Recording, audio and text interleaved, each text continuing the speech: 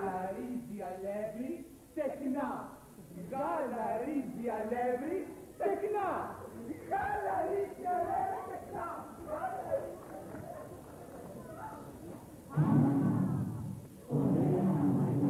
Και χωρίς πιτηρίδα.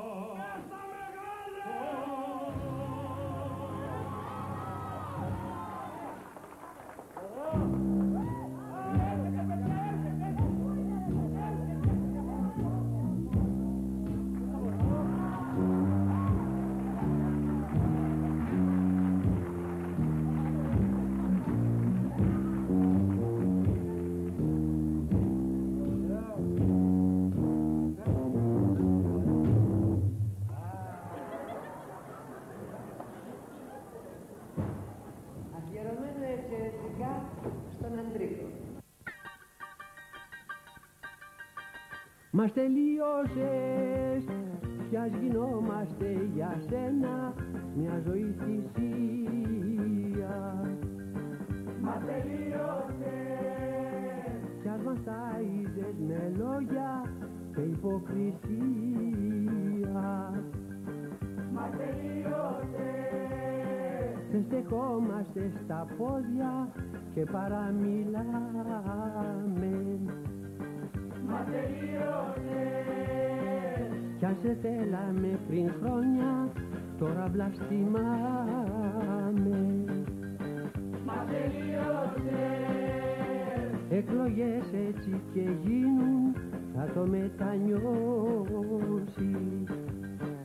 θα το μετανιώσεις. Τελείωσες.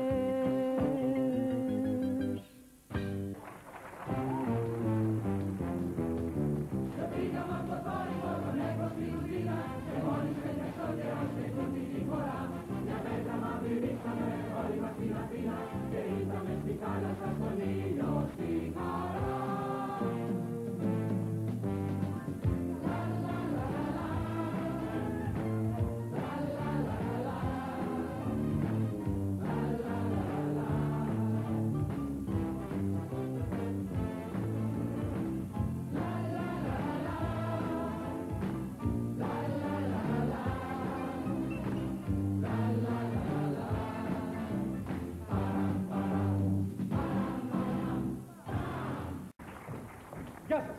Εδώ συνεργείο εξωτερικών μεταδόσεων της ελεύθερης ραδιοφωνίας του ξενοδοχείου μας. Σας το δίδυμα της τελευταίας ειδήσεις.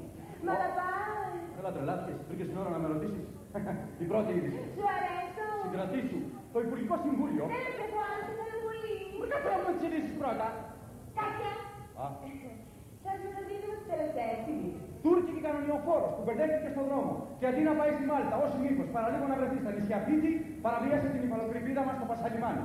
Ταυτόχρονα, αεροσκάφος της Τούρκα Βαζολαρή πέταξε πάνω από τα τουρκοπούλια. Ο πρωθυπουργός μας Ανδρέας Παπανδρέου, εθνικά υπερήφανος και βαθιά συγκινημένος, όπως πάντα, συγκάλεσε αμέσως το Κισίν, το Κισέα, το Ασόπ, το Υπεχοδέ, το Πασκέ και το Ρεβεσκέ. Και κήρυξε γενική επιστράτευση. Ευτυχώς δεν σημειώθηκε κανένας πανικός στην αγορά. Οι Ελληνίδες και οι Έλληνες δείχνουν την απόλυτη εμπιστοσύνη τους στο Πασόκ.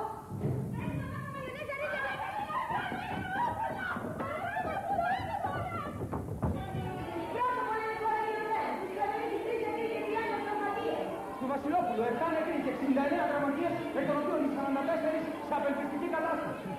Ένας πελάτης του Καραλάς και ο πρόεδρος αέρα. Κάπως με ψυχολόγοι ολόκληρη την παραγωγή σε πάλι του Μοσολάκια. Η Καλλιόπη του Μπουρλίδου εκμαλώτησε του Βασιλόπουλου 12 τάνες αυγά του υγείας. Στους Κιαδονίκη, ένας νοσόφωμος υδραυλικός πάνω στο πήρατε παρακαλώ. Αχ, εγώ πρόλαβα και πήρα όλα τα χαδιάρια φιλανδρίας, όλους ολομούς σκοτίας. Και αρκετές σερβιέτες. Για να μην έχω έλλειψη μέχρι την κλιμακτήριο. Καλά, ευχαριστώ πολύ. Και εσείς τι πήρατε? Α, δεν πρόσεξα, δεν φέρνω, μετά θα έρθω. Καλά, ευχαριστώ. Εσείς, κυρία μου, τι πήρατε? Τίποτα, κύριε, δεν πρόλαβα να πάρω, μόνο χαρτί υγείας. Τι το πάμε τώρα, τα πεινάσουμε. Συγγνώμη, μαντάμ, μπορώ να σας κάνω μια ερώτηση? Μάλιστα. Ευχαριστώ πολύ. Εφόσον δεν θα τρώτε, άρα δεν θα χέσετε. Τι το θέλετε τώρα στο χαρτί τουαλέτα? Αναγωγής, κύριε. Δεν μπορώ να καταλάβω. Τι βαράσατε, παιδάκι, τι είναι αυτό πάλι? Συγγνώμη, εσείς τι είστε, κύριε? Σας ρωτάω τι είστε. Είμαι Σακάτης, γύριζα του Βερόπουλου, του Σκλαβενίτη και του Μαρινόπουλου. Είμαι Σακάτης. Και τώρα μια έκτακτη ανακοίνωση. Ομάδα διακεκριμένων επιστημόνων της Ευρώπης και της Αμερικής, μετά από πολύχρονες έρευνες, ανακάλυψαν τον ανθεκτικότερο άνθρωπο του πλανήτη μας. Τον άνθρωπο που επιζεί κάτω από όλες τις συνθήκες. Κυρίες και κύριοι, με μεγάλη μας χαρά σας παρουσιάζουμε τον σούπερ άνθρωπο, τον Αθηναίο Θανάση Γκάγκαρο, τον αποκαλούμενο Εφτάψυχο. Και πάλι κοντά σας στο Συνεργείο Εξωτερικών Μεταδόσεων της Ελεύθερης Ραδιοφωνίας του ξενοδοχείου μας. Σας μεταδίδουμε τις τελευταίες ειδήσεις. Μ' αγαπάς? Κάτσε φρόνημα, θα μας δει κανένα μάτι. Δεν με νοιάζει, μου αρέσει πολύ. Λοιπόν, όπως είπαμε, εγώ θα αρχίσω τις ειδήσεις από εδώ πάνω. Εσύ? Από κάτω, όπως θέλεις, πείσαι με. Κάτσε καλά, θα μας απολύσουν. Καλύτερα για να κάνουμε συνέχεια έρωτα. Κοίτα, Λύσα. Σου αρέσω? Πολύ ρε μωράκι, μα αλλά κοιτάξουμε και τη δουλειά μας λίγο. Ξεκίνα πρώτη, μας βλέπουν, ξεκίνα. Μετά την πώληση του ποδοσφαιριστή του Ολυμπιακού Νίκου Αναστόπουλου στην Ιταλική Αβελίνο, Ο πρόεδρος της κυβέρνησης, κύριος Ανδρέας Παπανδρέου, αποφάσισε όπως επιτραπεί και η πώληση υπουργών σε χώρες του εξωτερικού. σύμφωνα με τις πληροφορίες μας, η πρώτη πώληση θα είναι του Υπουργού Εθνικής Άμυνας κ. Χαραλαμπόπουλου στην Ουγκάντα. Θα εργαστεί σαν εκφωνητής στην ΕΚΙΕΡΤ. Εκτός από τον κύριο Χαραλαμπόπουλο, θα πωληθεί και η Υπουργός Πολιτισμού, κυρία Μελίνα Μερκούρη, στο Αρχαιολογικό Μουσείο του Λονδίνου.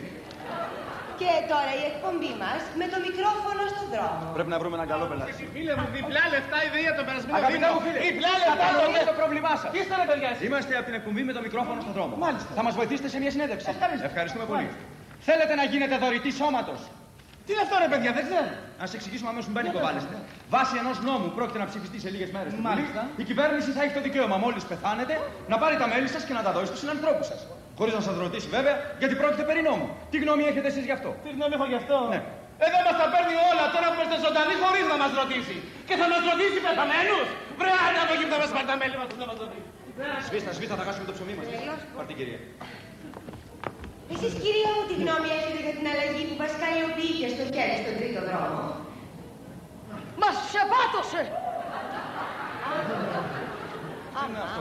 Κανένας καλός σήμερα. Πάμε να φύγουμε.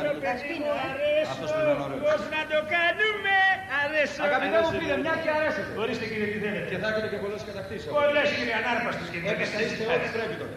Πέστε μας τη γνώμη σας για το AIDS. Για το AIDS, σίγουρα φταίει το Πασόκ. Όχι φταίει και για το AIDS το Πασόκ. Ρε άκουσο, για το Αντρέα είναι. Και πώς το εξηγείτε αυτό κύριε? Άκου ρε φίλε, ο Αντρέας σκόρπισε τον ιό του AIDS όλη την Ελλάδα για να πάψουν να πηδάνε οι Έλληνες. Άμα πάψει να πηδάει ο άνθρωπος τι κάνει, το κάνει μόνος του. Εκεί κοντάει και ο Αντρέας. Να γεννήσει η Ελλάδα μαλάκες για να τον ξαναψηφίσει. Αρέσω παιδί μου, αρέσω. Σας μεταδίδουμε έκτακτο μετεωρολογικό δελτίο. Μετά το μεγάλο καύσωνα, κατά τη διάρκεια του οποίου εξαφανίστηκαν όλα τα air condition και ανεμιστήρας πουλήθηκε στη μαύρη αγορά με 300.000 δραχμές. Και μάλιστα όπως μας πληροφόρησαν έγινε και ανταλλαγή ανεμιστήρα με επιπλωμένο διάρρη στην Κυψέλη. Η Έμι μας πληροφορεί ότι αυτή τη φορά έρχεται σφοδρή κακοκαιρία που θα μας πάρει και θα μας σηκώσει. Πάντως μην ανησυχείτε γιατί όπως η Μεγάλη Ζέστη υποχώρησε ύστερα από προσωπική παρέμβαση του κυρίου Ανδρέα Παπανδρέου, ο οποίος έστειλε προσωπικό μήνυμα στο σύντροφο Γκορμπατσόφ και του ζήτησε να σταλούν επιγόντως ψυχρές μάζες αέρα από τη Σιβηρία στην Αττική, έτσι και αυτή τη φορά η σφοδρή κακοκαιρία θα υποχωρήσει μόλις και πάλι ο κύριος Παπανδρέου το αποφασίσει.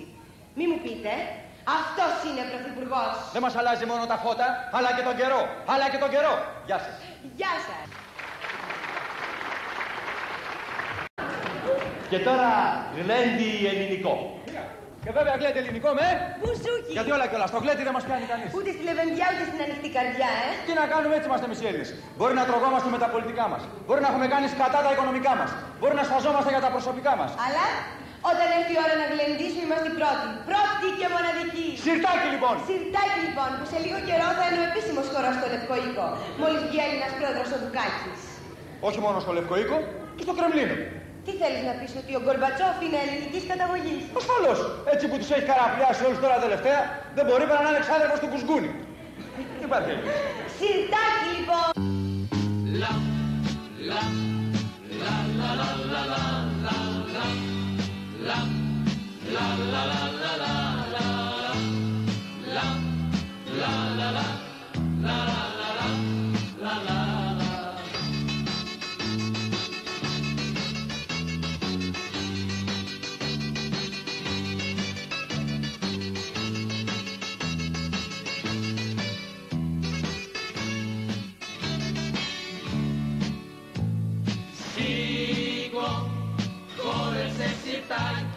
Με τρελή διπλοπαιά. Χόρεψε το σαμορτάκι να μου ρίξει γειτονιά.